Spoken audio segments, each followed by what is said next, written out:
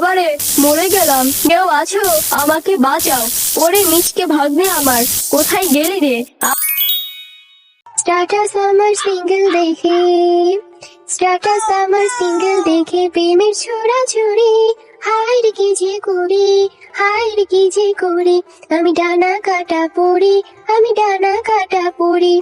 Selfie নিত। আরে শিফা, কোথায় যাচ্ছিস? দেখে তো মনে হচ্ছে অনেক রঙে আছিস।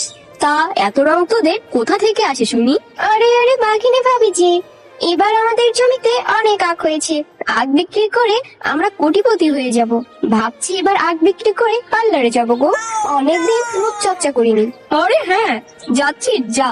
তবে গান গেয়ে আমাদের কান ঝালাপালা কেন করছিস? আমাদের জমিতেও তো আখ হয়েছে, কিন্তু আমরা তো তোদের মতো এত রং নিয়ে ঘুরি না, আর গান গেয়ে গিয়ে অন্যের কান ঝালাপালাও করি না। যত সব। আচ্ছা বাঘিনী ভাবি, তোমার মনে কি এত রং আছে নাকি যে তুমি গান গাইবে?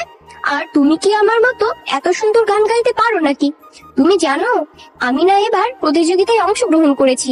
এবার না আমি পুরস্কার নিয়ে আসবো। একদিকে আখ বিক্রি করে কোটিপতি হব, আর অন্যদিকে গান গেয়ে বিশ্ব জয় করবো। ওগো একটু তাড়াতাড়ি কর না গো, আজকে অনেক রোদ উঠেছে। আমি যে রোদে আর দাঁড়াতে পারছি না, আমার ত্বকটা যে পুড়ে যাবে। আবার এই আখগুলো নিয়ে তো তোমার সাথে বাজারেও যেতে হবে। চলো চলো তাড়াতাড়ি চলো। এরপর মিসকে শিয়াল ও শেফা শিয়ালিনী আখগুলো নিয়ে বাড়ির দিকে চলে যায়, এবং তারপর মিসকে শিয়াল আখগুলোকে কেটে বাজারে গিয়ে বিক্রি করে। আসুন আসুন, রস খেতে চলে আসুন। কে কোথায় আছেন? দাদারা দিদিরা, আখের রস খেতে চলে আসুন। একবার খেলে বারবার খেতে চাইবেন। আসুন আসুন। ও মিসকে ভাই, তোমার জমির আখগুলো দেখে মনে হচ্ছে অনেক তরতাজা আর সুস্বাদু। দাও তো আমাকে এক গ্লাস। মিসকের জমির আখের রসগুলো মিষ্টি হয়, তার আখের রস সহজে ক্রেতারা খুব পছন্দ করতে থাকে, এবং তার আখের রস খুব তাড়াতাড়ি বিক্রি হয়ে যায়। আর অন্যদিকে বাঘ মামা বাজারের এক কোনায় দাঁড়িয়ে থাকে। তার দোকান থেকে কেউ আখের রস কিনে খায় না, এই জন্য বাঘ মামা রাগে ক্ষোভে বাড়ি ফিরে যায়। কি গো, তুমি আজ এত তাড়াতাড়ি বাড়ি ফিরে এলে? আজকে কি বেচাকেনা হয়নি নাকি? আর তোমার মনটা এত খারাপ কেন? তোমাকে যে বাজার আনতে বলেছিলাম সেটাও তো দেখছি আনুনি। হ্যাঁ গিন্নি, আজকে আমার দোকানে একদম বেচাকেনা হয়নি, আর আজকে আমার মনটাও অনেক খারাপ। ওই মিচকে আমার ব্যবসায় লাল বাতি জ্বালিয়ে দিয়েছে। আমার কাছ থেকে আর কেউ আখ কিনে খায় না, সব ক্রেতারা ওই মিসকের কাছ থেকে আখ কিনেছে। হ্যাঁ গো, ওই মিসকে আর শেফা শিয়ালিনী অনেকবার বেড়েছে। ওদের জমিতে দুটো আখ ফলিয়েছে বলে ওদের অহংকারে আর মাটিতে পা পড়ছে না। জানো, আজকে ওই শেফা আমাকে জানা তাই করে অপমান করেছে গো। তুমি চিন্তা করো না গো, একদিন আমরা ওদের উচিত শিক্ষা দিব। ওদের জমিতে দুটো আখ ফলিয়েছে বলে ওদের অহংকারে আর মাটিতে পা পড়ছে না। তুমি চিন্তা করো না, যে আখের জন্য ওদের এতবার বেড়েছে, সেই আখই আমরা ওদের জমিতে আর রাখবো না। ওদের আখের জন্য আমাদের আখের ব্যবসায় লাল বাতি জ্বলছে, আমরা আর ওদের আখের রস বিক্রি করতে দিব না। ওগো, আমার মাথায় একটা বুদ্ধি এসেছে।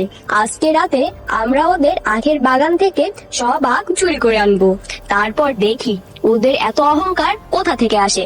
তাহলে ওই মিচকে আর আখ নিয়ে বাজারে গিয়ে বিক্রি করতে পারবে না, আর আমাদের আখগুলো সব বিক্রি হয়ে যাবে। হ্যাঁ গিন্নি, কথা তো তুমি মন্দ বলনি। তোমার মাথায় তো দেখছি অনেক বুদ্ধি। তাহলে চলো আজকে রাতেই আমরা মিশনটা শুরু করি।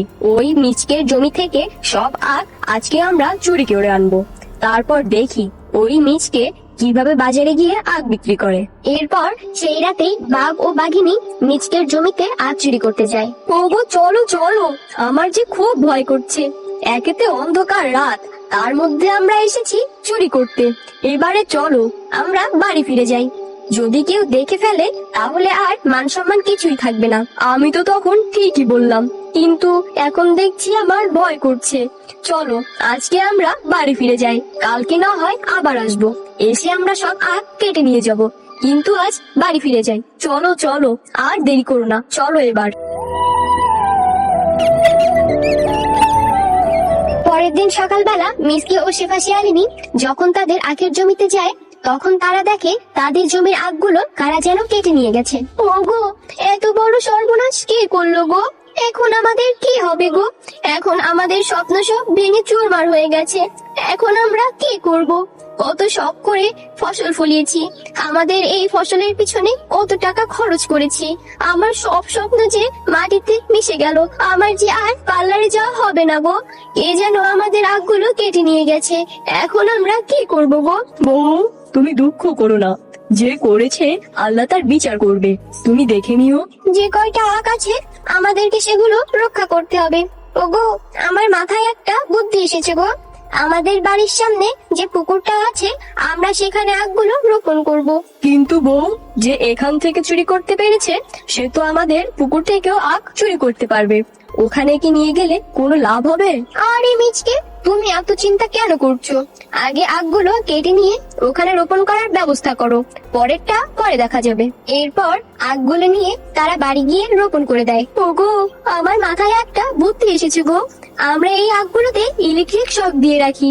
যে এই আখ চুরি করতে আসবে সে ইলেকট্রিক শক খাবে এবং আমরা তখন তাকে ধরতে পারবো।